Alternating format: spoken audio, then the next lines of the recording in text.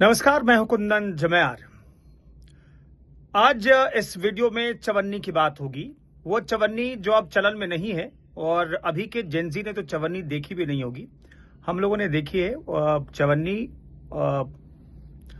लेकिन चवन्नी भले ही अभी चलन में ना हो, लेकिन सियासत में चवन्नी बहुत तेज रफ्तार से दौड़ती हुई दिखाई दे रही है। आखिर ऐसा मैं क्यों कह रहा हूं, आपको पता होगा। दरअसल चवन्नी को लेकर के अखिलेश यादव ने जो कटाक्ष किया, उस पर अब पलटवार का दौर शुरू हो गया है। अब चवन्नी किसे कहा और चवन्नी को रुपया जो बना दिया, जो रुपया चूंकि अब चलन में है। चवन्नी तो पुराने दौर की बात थी, रुपया तो अभी भी चलता है, 1 रुपया का सिक्का। तो आखिर अखिलेश यादव ने किसे चवन्नी कहा और रुपया बनाने की बात क्यों कही, इसके पीछे की वजह क्या है और इसके बाद रिएक्शन किस तरह के आ रहे हैं और क्या है उत्तर प्रदेश में चवन्नी वाली सियासत, ये समझने की कोशिश करेंगे इस वीडियो में। दरअसल अखिलेश यादव ने जयंत चौधरी का नाम लिए बगैर, आरएलडी के प्रमुख हैं, राज्यसभा सदस्य हैं। हालांकि राज्यसभा सदस्य वो समाजवादी पार्टी के सपोर्ट से बने थे, लेकिन चवन्नी वाली सियासत क्यों हो रही है। दरअसल अखिलेश यादव ने कहा जयंत चौधरी का नाम लिए बगैर कि चवन्नी को हमने रुपया बना दिया। इस बयान के बाद सियासत अब चरम पर है। दरअसल आपको याद होगा 2022 में जब विधानसभा का चुनाव था तो अखिलेश यादव आरएलडी के साथ चुनाव लड़े थे और पश्चिमी उत्तर प्रदेश में इसका उन्हें फायदा भी मिला। कितना फायदा मिला ये भी बात करेंगे और चवन्नी से रुपया बनाने की बात क्यों कह रहे हैं अखिलेश यादव, ये समझना होगा। दरअसल अखिलेश यादव ये कहने की कोशिश कर रहे हैं कि जयंत चौधरी जो हैं, उनकी पार्टी के पास सिर्फ एक विधायक था 2017 में, और जब समाजवादी पार्टी के साथ गठबंधन हुआ और 2022 में विधानसभा का चुनाव दोनों पार्टियों ने साथ में मिलकर लड़ा तो फायदा आरएलडी को हुआ। और जयंत चौधरी, अब चूंकि उनके पास इतनी हैसियत नहीं थी विधायकों के लिहाज से, तो वो राज्यसभा सदस्य भी नहीं बनते, तो राज्यसभा भेजा अखिलेश यादव ने।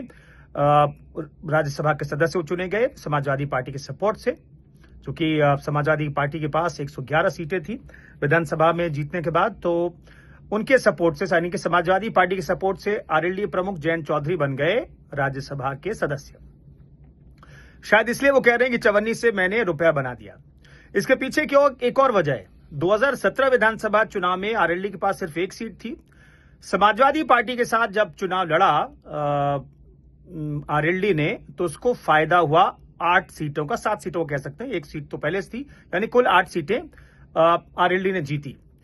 तो क्या ये वजह बता रहे हैं अखिलेश यादव कि फायदा हुआ आरएलडी को और चवन्नी से वो बन गए रुपया, ये दरअसल कहने की कोशिश करें। तो समाजवादी पार्टी के साथ चुनाव लड़ने के बाद जहां सीटें हो गई आरएलडी की 8, एक थी, इसलिए वो चवन्नी से रुपया कह रहे हैं।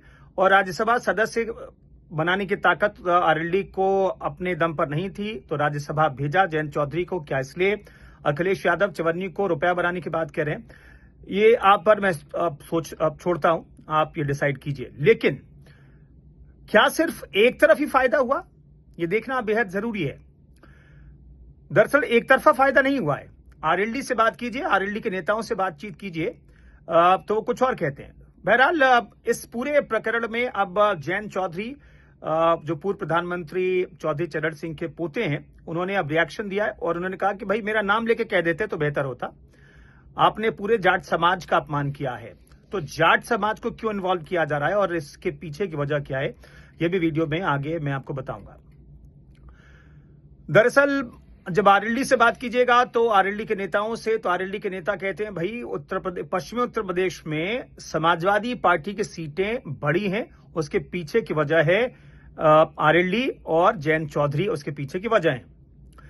तो कितना फायदा वो ये भी देख ले। 2017 में चूंकि पश्चिम उत्तर प्रदेश में 113 से 136 सीटें मानी जाती हैं, कोई बाउंड्री तो है नहीं पश्चिम उत्तर प्रदेश की, तो इसलिए माना जाता है कि 113 से 136 सीटें पश्चिम उत्तर प्रदेश में आती हैं। इस इलाके में समाजवादी पार्टी के पास 2017 में सिर्फ 16 सीटें थी। आरएलडी से गठबंधन हुआ तो ये सीटें 30 के पार पहुंच गई और गठबंधन ने कुल मिलाकर के 40 सीटें जीती।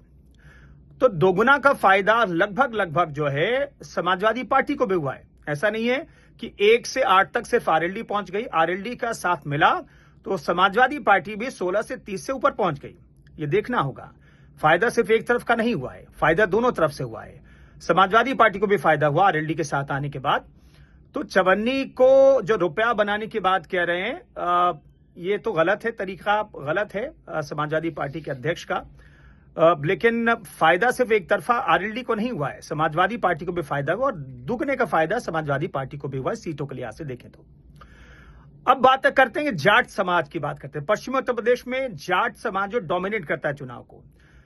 ओवरऑल आबादी की बात करें उत्तर प्रदेश में 3 से 4% के आसपास जाट समाज है करीब करीब। लेकिन पश्चिमी उत्तर प्रदेश स्पेसिफिक बात करें तो यहां पर इनकी आबादी ज्यादा है, 15% से ज्यादा मानी जाती है आबादी, 17-18% तक भी मानी जाती है।